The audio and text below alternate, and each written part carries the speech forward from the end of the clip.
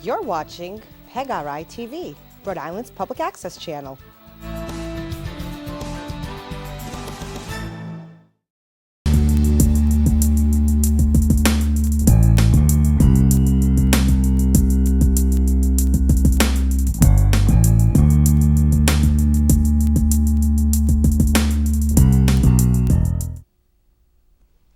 Hello everyone, and welcome back to the Jason J. Tavares Show for right-brained entertainers. My guest today is James Buddy Love Herring. James has been in 4 of my films. Eddie Thurber's Formidable Adversary, Eddie Thurber 2, Allies and Adversaries, that's right. The Joyce Street Mystery, 40 at the Bell, and Blind Franny Gloom, which I think was the shortest, well, it was the shortest of my films, but I feel like it was one of the best. Because we froze when we were filming it, right? About what, 0 degrees? Oh, yeah, I think we got lucky when it went up to 35 that day. We were trying to get it all done in a short period of time before the holidays. Yeah, but it's a great film. I get so many reviews from that. Oh, yeah. Actually did pretty well for a short film. It's cold that day. Especially the way I had my hair cut in that film. That was hilarious. Yeah, you did look funny. You know? Oh, yeah. But it was So good. let me ask you a quick question. Yeah. You do the films with me, Yep. which you do a great job, and I know you've Thank done you. other films as well. Thank you. The reason I use James in films for a couple different reasons. He's very reliable. He'll work all day for what, just lunch? Because I don't pay. Right. So just, lunch and water, which, is the least I can do, but I get a quality product at the end, and you come cheap. You know what I mean? Yeah, Because thank I you. don't pay, and it's what it is. It's a YouTube film, Yep. but he loves to act. So I'm trying to plug more people who are like James out there who would like to, do films. You're welcome to. My email will show across the screen on this show. If you'd like to be in a future film, let me know, or on the show. But over to you, James. You are the guest of honor here today. I want to know all about your singing, songwriting, Sure. What you've done in the past, how you started out, if you have singers in your family. So I'll just kind of let you run with it. Yeah, I mean, it's a lot. When we're doing your films and stuff, I mean, I appreciate it because it gives me an opportunity to, to show other people that I can do some acting. I'm not that great, but I think I do pretty good. I've seen movies on TV where you do better than a lot of guys on a lot of these shows. Like when you're clicking through the channels and I watch something, I'm like, how's that on TV? I've seen you do better acting than I love to trained do it. people. I love to do it because it's a part actually of like the music genre. That's exactly what it is. And plus doing it with you, I like doing it with you and the crew. And of course Derek. Because it gives me a sense of value too when I do it. It's something that I love to do. Always wanted to do it. And the first thing that I did acting was. It was a Christian program. It's nationally known called Heaven's Gates and Hell's Flames. And I did it for 3 days. And my character and my other co-partner was 30 minutes. So I had a 30-minute show in front of thousands of people that night for the 3 nights in a row. And that was my first acting thing. And they said it was the best that they ever did. And they traveled around the world too, Heaven's Gates and Hell's Flames. And that was the very first one. And that was many years ago. So when you asked me to do that, I was actually overjoyed. Oh, nice. Because I knew that I had followed you and seen what you were doing as far as being an author, and you had been writing, and which I'm interested in that too, and with your books and stuff, and then your acting. What are you doing about directing and producing stuff? So I said, yeah, okay, that's an opportunity. Don't worry so much about the money because it gives you opportunity for other people to see you, and who knows. It's like you're able to do other things, as far as acting. I love doing it, But It comes natural to you. yes, like 40 at the Bell. Yeah. Oh man, I love it because I love boxing. Yeah, me too. And it gave me an opportunity to be a referee, which I always wanted to, and all the other ones also, Eddie Thurber. I felt that was the first one, so I felt really good about it. Even when we was laying on the ground, you had us laying on the ground, and everybody. That was a 90-degree day. We had like a 90-degree day then, and then in Blind Franny Gloom, it was 35 degrees. Yep. So we had a lot of diversity in the weather. Yep. It was good though, and when we did the George Street Mystery, now I see how the sound effects and how it's done. Yeah, that came out, actually, the sound effects guy, too bad I don't work with that guy anymore. I wish I did. I got to start learning all my own stuff. But Right. he was an expert at putting stuff together. We would get the films, like we'd film, I'd write, Right. direct, produce it, put the film together, send it down to him with ideas for songs, and his splice and dice stuff was right on for putting it together. But I got to great. get on that. That's the piece I have to work on. It was great because I see a lot of hits off of that one too. Yeah. You know, people love mystery stuff like that. I have done, well, so far from Boston Casting, have been able to do a couple of things. You know, nothing big, but no real speaking parts yet. But so far, so good. Now, the one you did for 3 days, what year was that in? Was it recent? You said it was a while no, ago. that right? was a while ago. That was about 12 years ago. A lot of script you had to learn? Or? Yeah, but I did it. You know, actually, I think it was like the second night. There was like maybe one line I forgot, but I love ad-libbing. So I just ad-libbed it, and I mean, it went so well because the whole audience was, it was hilarious. Right. But it was also supposed to be a spiritual thing of an awakening of heaven and hell. Yeah. You know, and I mean, it was beautiful. The whole cast, and it was a lot of people, and the whole stage was how they had it fixed up, and there was 100 people in the back as angels, dressed up as angels. It was really elaborate then, huh? It was it's very elaborate. It's called Heaven's Gates, Hell's Flames. It's very, very elaborate. But got good reviews from it, you know, and like I said, that was my very first one. So when you came along, you and Derek came along, that was like right up my alley. I loved it. You know, I enjoyed doing stuff. I enjoy performing anyway, you know, and stuff. But getting to my singing, I've been doing it ever since I was 5 years old. Wow, it's a long time. Yeah, I was born in North Carolina. I lived there until like 23, till I was 23, and I left and came to New York. But my family was all musically inclined. My mother sang too, but my dad, he played guitar, piano, horn. He played what we call the fiddle, but it's the violin, harmonica. He played all those things. Plus, he also played in you know, groups like R&B groups, and then he went from R&B to gospel, you know, and that's when he formed. When I was about 7, he formed this group with my sisters and some other friends of ours, some other girls, called the Rose of Sharon, right? They were really, really good. They traveled a lot. And as I got older, I think I was in the 7th grade, I wrote my first song for the 7th grade graduation class, right? Called Long Road to Travel. And the strangest thing is, a couple of years ago, I heard Romper Room playing my song. So, you told me about that. You told me about that a while ago. so yeah. I think my other co-writer with me, Michael Bass, I think he probably put it out. But all I have to do is, now that I'm with, I have actually been with BMI, and I just joined ASCAP to Society, so I can always have them check that out. Yeah. But that was my very first one, you know, and I always wrote stuff, even when I was little. Things always came in my mind about poems and things like that.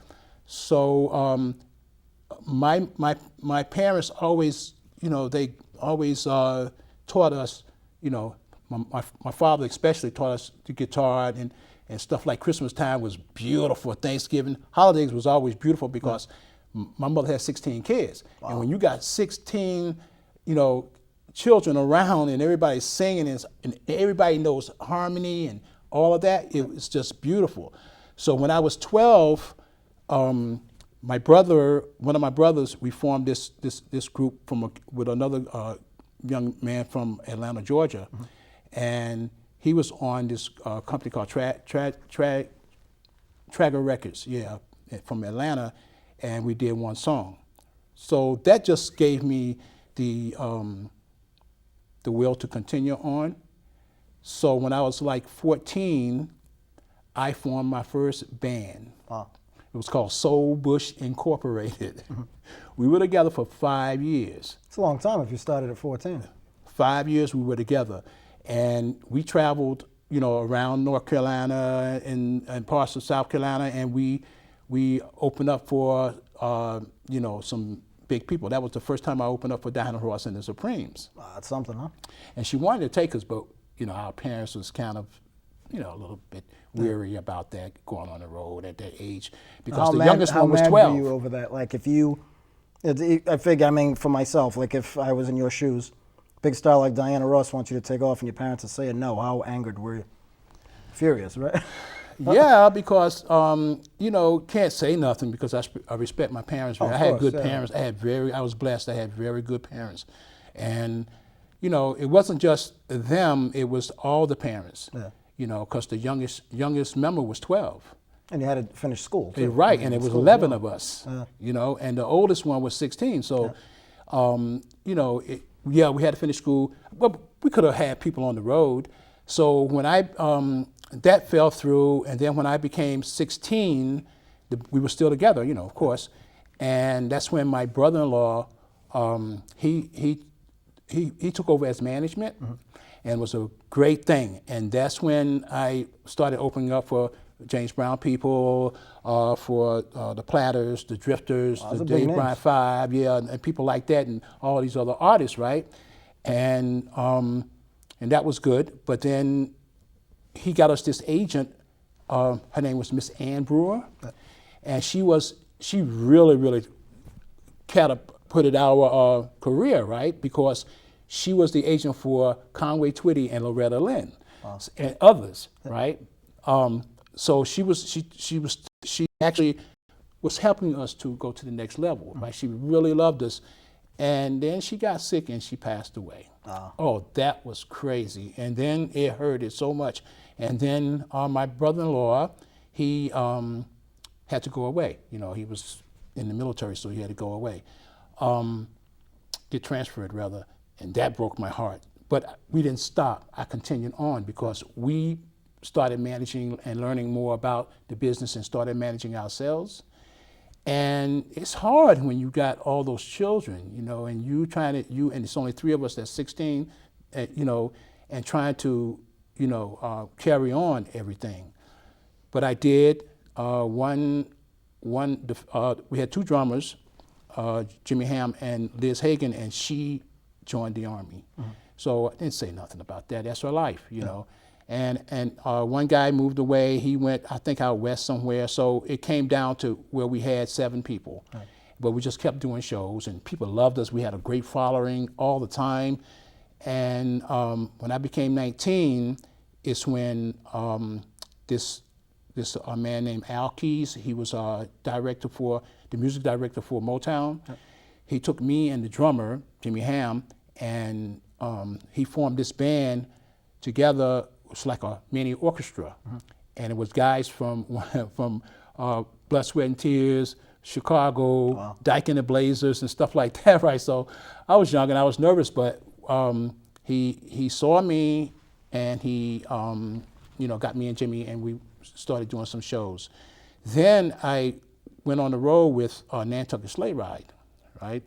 And they were awesome. They are still together to this day. It's like 40 years, huh? They are still together. I went online and looked them up. They're still together, That's awesome. And different members, but most of the members are still there with Larry and Mike Uzel. But that's basically what happened in my younger time.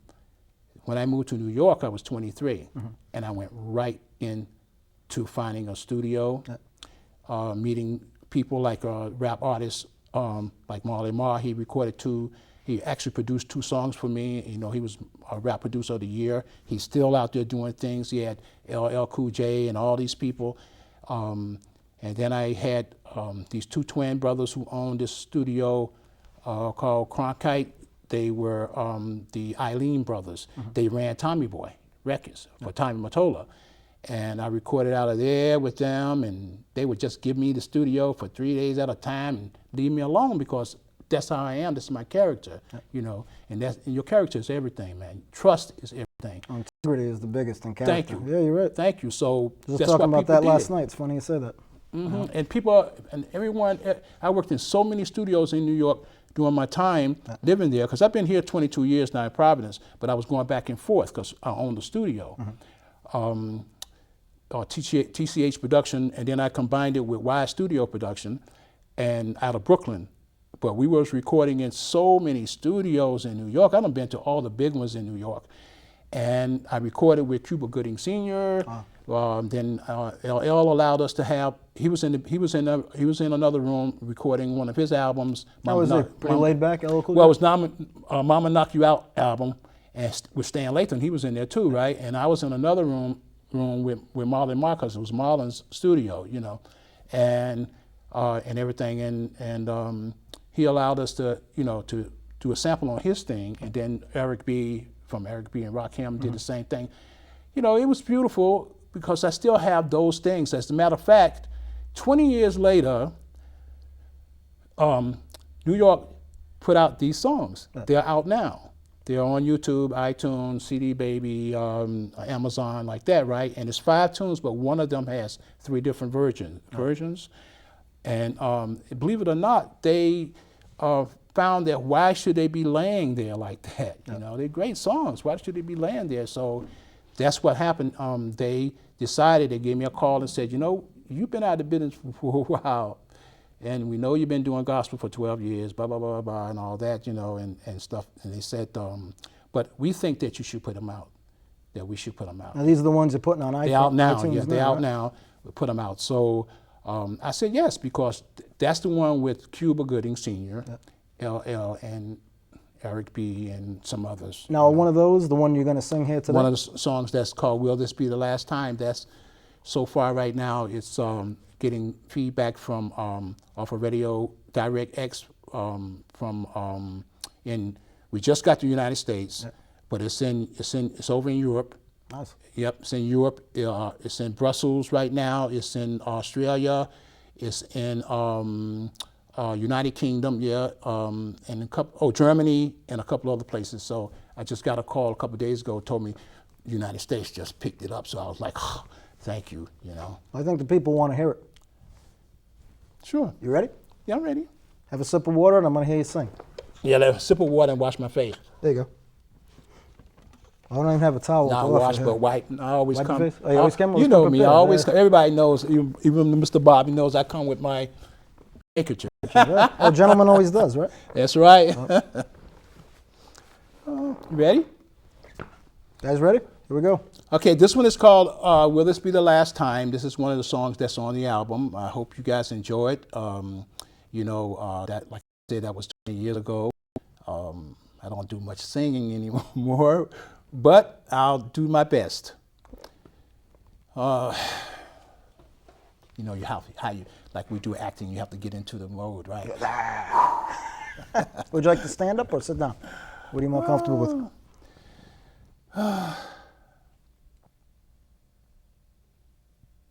I think I'd rather just Sit?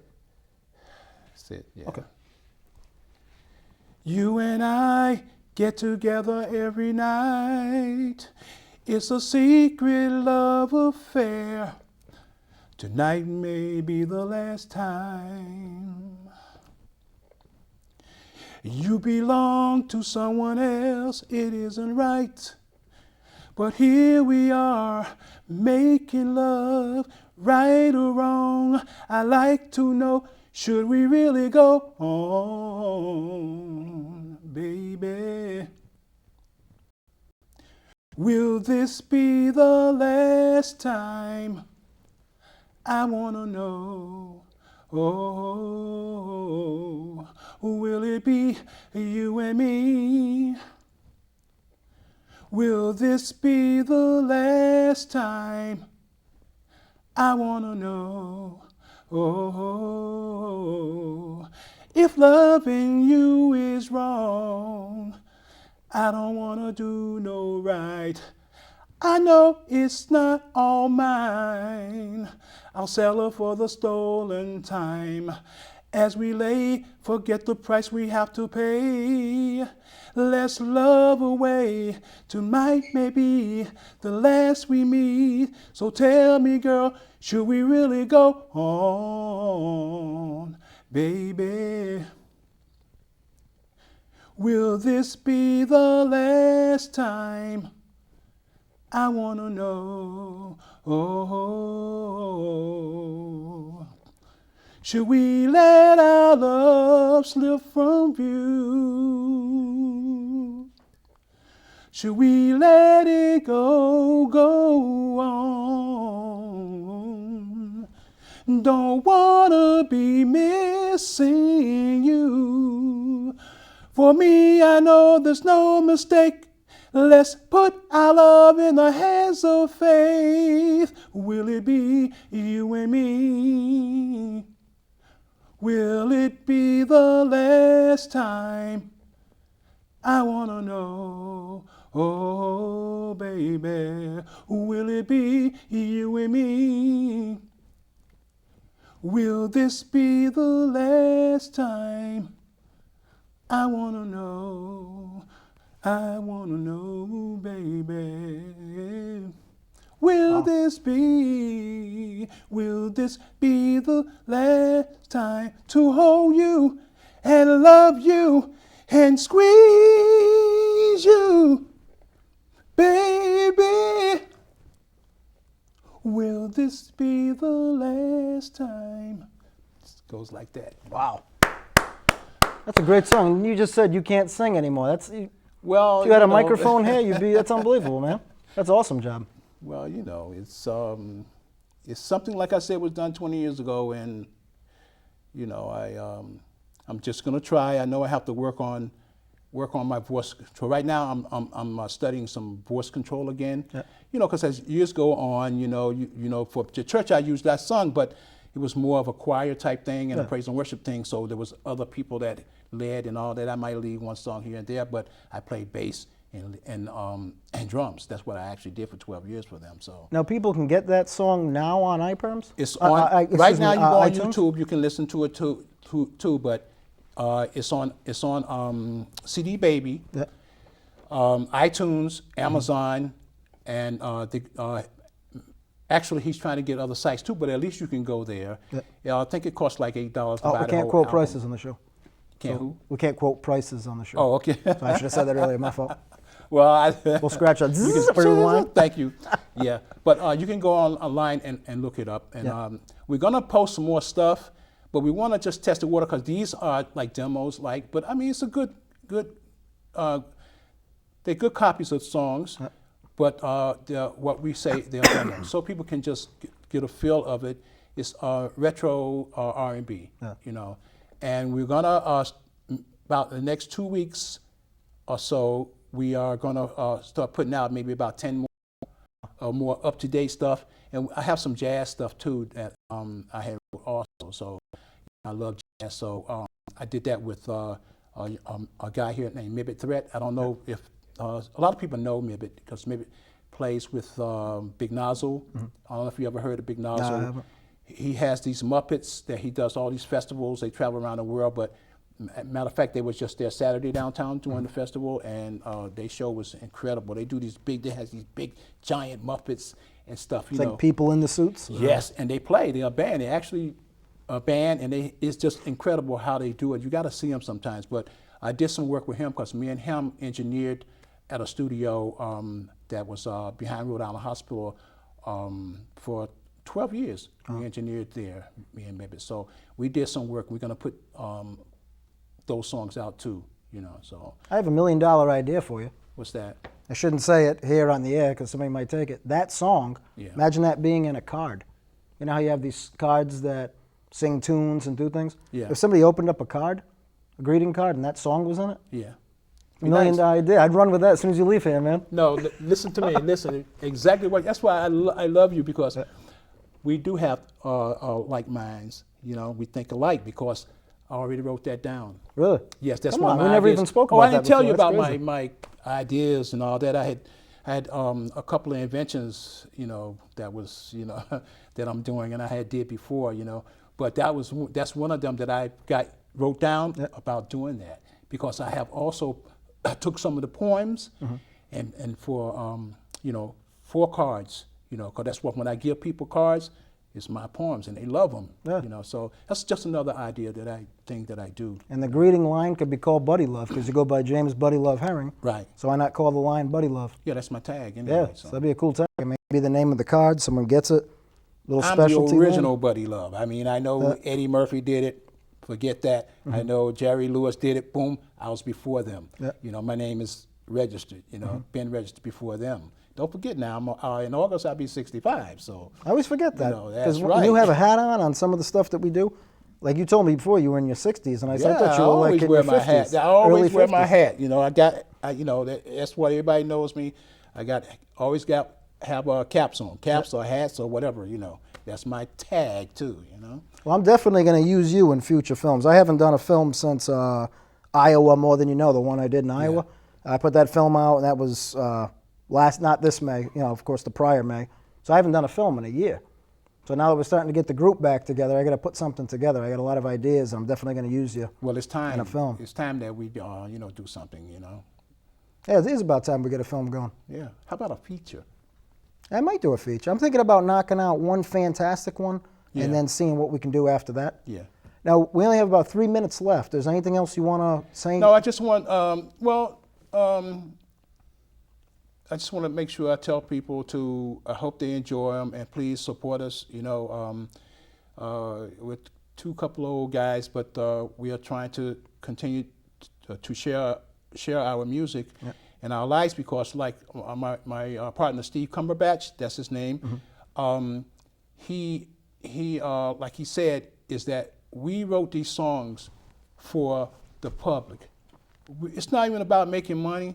It was our desire to do that so that people can hear what we do, because we have messages in our songs. They're not just ragtag songs. These are songs with messages, and people love them back then because of our messages. So I hope that you go to Amazon, CD Baby, and iTunes and look it up. It's called C-Batch, like C-B-A-T-C-H, and Herring, Herring, /unfinished business. Nice. So you go there, you'll see them, and I would appreciate it. Thank you. Check out James Buddy Love Herring. Check out his music. Check him out in my films on YouTube. Jason J. Tavares on YouTube. Also on Amazon. You can find The Shadow Inside, Existence, The Tale of a Fanged Killer, and Broken Tracks Beneath Forgotten Windows. Thanks, folks. All on Amazon.com, Amazon.com, under my name, Jason J. Tavares. Films on YouTube under the same name. Thank you for watching the Jason J. Tavares Show for Right Brained Entertainers. And one more time, I'd like to say, I had James Buddy Love Herring today as a guest. Thank you. But he was not my mystery guest. The mystery guest is coming soon. Fantastic guest, not the mystery guest. Not the mystery? Oh. Mystery guest is coming soon. But I thank you for being on here, and I want you to be on here again in the future. Always a pleasure working with you, always. Check us out soon.